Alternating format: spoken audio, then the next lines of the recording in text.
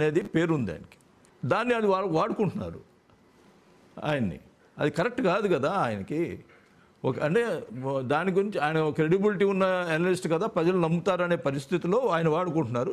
అది కరెక్ట్ కాదు, ఆయన ఈ రకంగా చేయడం కరెక్ట్ కాదని మేము చెప్పాల్సిన అవసరం ఉంది కదా, పబ్లిక్ తెలియాలి కదా. ఆయన క్రెడిబిలిటీ కూడా ఈ రకంగా చేయడం కరెక్ట్ కాదని పబ్లిక్ తెలియాలి కదా, అందుకోసం మాట్లాడను.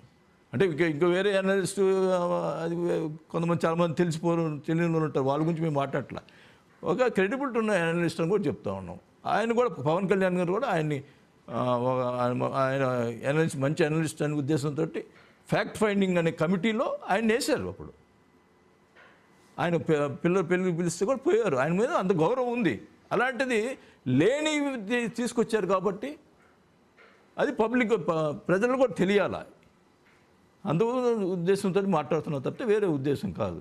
సార్ మరి ఇప్పుడు క్రెడిబిలిటీ ఉన్నటువంటి వ్యక్తి కాబట్టి ఫ్యాక్ట్ ఫైండింగ్ కమిటీలో సభ్యునిగా ఇచ్చారు పవన్ కళ్యాణ్. మరి ఇప్పుడు ఆ క్రెడిబిలిటీ లేదని మీరే చెప్తున్నారు కదా, ఆ సభ్యునిగా తొలగిస్తారా ఆయన్ని? అది గతంలో పెట్టారండి, నాట్ నౌ. గతంలో